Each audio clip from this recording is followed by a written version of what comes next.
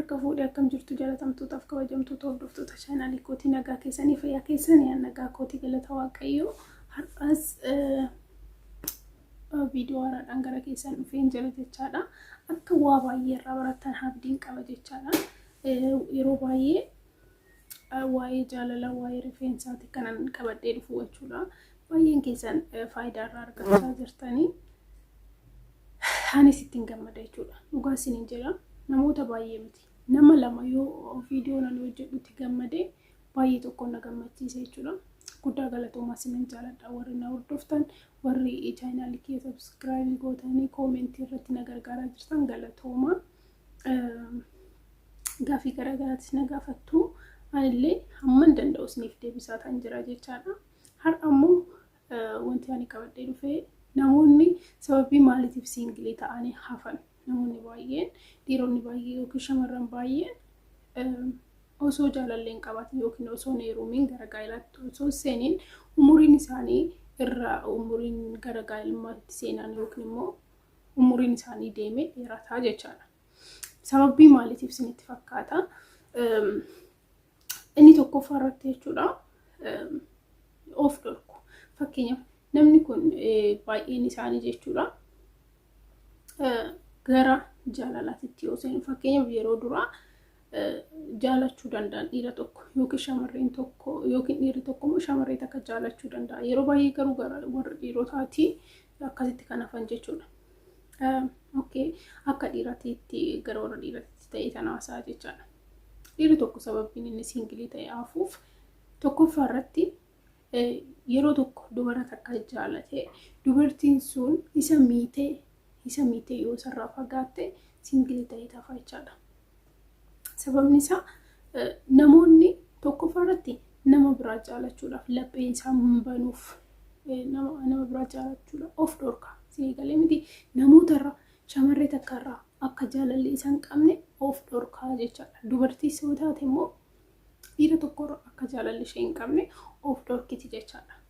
Maaliif seetaan akka dura hubamte san akka dura ishee ganne san waan beektuuf of dhorkiti tokkoffaa irratti jechuudha. Of dhorku jaalachuu dhiisu yookiin immoo osuma laphee isaanii hin bananiif namootaaf jechaadha. Inni lammaffaa immoo madaa isaanii duraan isa yaadatu. Yeroo hundumaa madaa isaanii yeroo isin jedhu miidhamanii yoo fakkeenyaaf dhiirri tokko shamarree takka jaalatee shamarree sun immoo qarshii isaarraa fudhattee yookiin waa tokko isa goote yoo sirraa fagaatte yoomiyyuu hin dagatu jechuudha.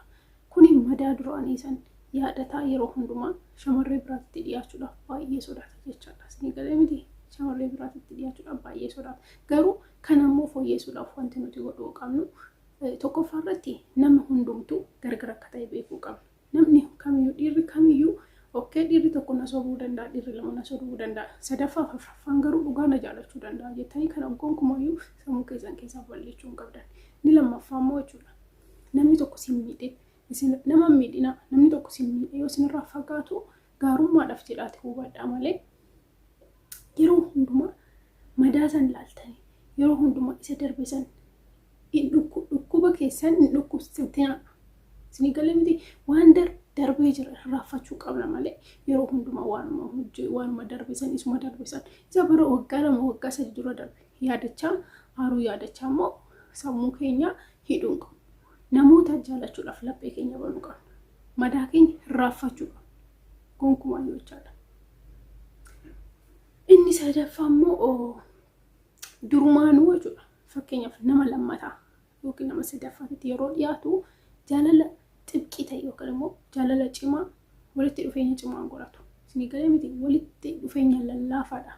Walitti dhufeenya lallaafaa yeroo isin jedhu namni tokko yoo shamarree takka jaalate yeroo hunda hin bilbilaa fi eessa akka ooltu eessa akka hojjettu waan hundumaa waan hin cime jechuudha. Galiinna isaanii yookiin immoo walitti dhufeenyi isaanii hin cimaa ta'a jechaadha.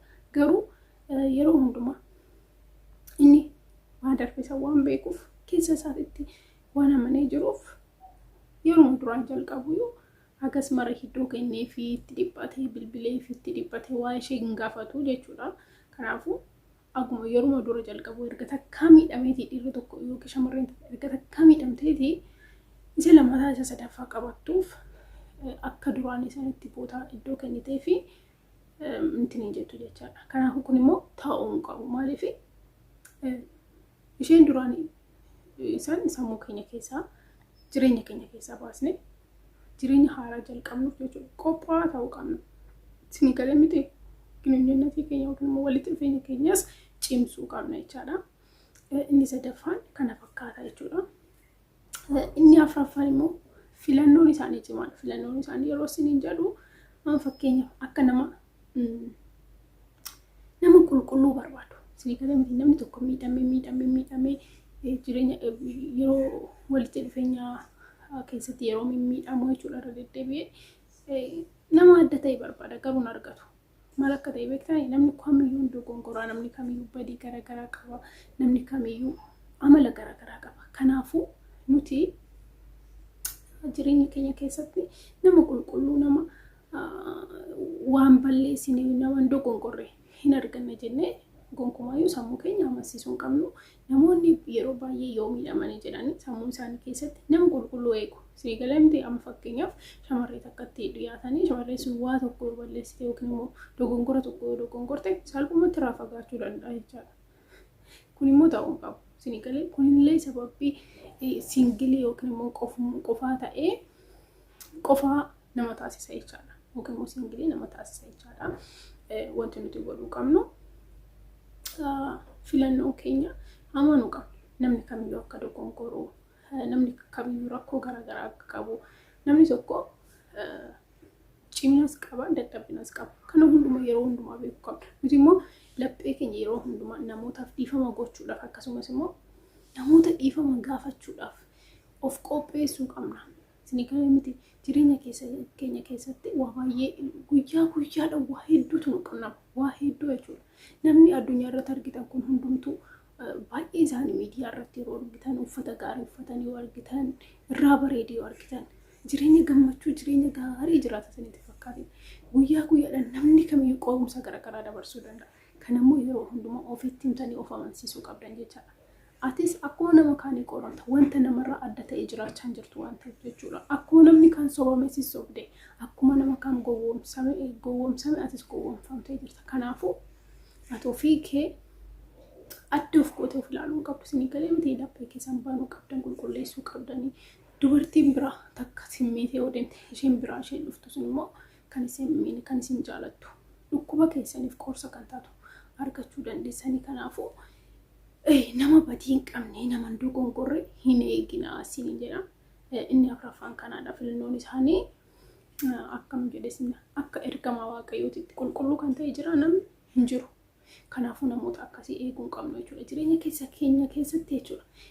Dhiira shamarree gowwoomsu tokko, dhiira shamarranitti ashoofu, dhiira waa adda addaatti nutti gara jireenya keenyaatti dhufuu danda'a. Isin galee miti akkasii yoo isiniin jedhu garuu wanta isinitti namannetti yookiin immoo nama tokko osoo hin jaalatin itti dhiyaadha isiniin jechuu kootii miti, laphee banaaf isiniin jechuu kootii miti, isiniif gala jedhee tayyaadha. Inni shanaffaan immoo ofii keenyaaf gatii keenya gadi buusnee ilaaluu hin qabnu. Isin galee fakkeenyaaf ani naman jaalatamu miti, ana namni nan jaalatu. Gatii keessa iddoo keessa fakkeenyaaf namni tokko of hir'isuu hin qabu namarraa. Isin galee miti namni baay'ee jireenya keessan isin qunnamuu bakka hojiitti, bakka jireenyaatti, maatii keessan keessatti, hiriyoota keessan biratti isin qunnamuu danda'a wanta akkasii. Namoonni baay'een ani namni nan jaalatu jedhan. Ati maaliif waan taateef namni si jaalanne namni si jaalata bara. Amala kee namni si jaalata. Yeroo baay'ee nan dubbadhee jira dubbii kana jechaadha. Namoonni baay'een vaalii ofiif hin kennan vaalii inni guddaan garuu jireenya keenya keessatti jechuudha. Namni ofii keenyaaf osoo iddoo ofiin kenneen namoonni biraa akka iddoo nuuf kennan eeguu qabna. Dursa ofii keenya of jaallachuu, dursa ofii keenya of kabajuu. Namni tokko gonkumaa ofiin jaallatu waan ofii qabu san jechuudha. Okay, ati funyaan hin qabdu ta'a, ati rifeensa hin qabdu ta'a, ati waan tokko hin qabdu ta'a. Garuu namni akka keetii akka hin jirre addunyaa kanarraa beekuu qabda. Ati adda. Namni akka keetii hin jiru. Kanaafuu ati uumama waaqayyooti. Wanti namootaan adda si godhu, nama gadi si godhu hin jiru jechaadha.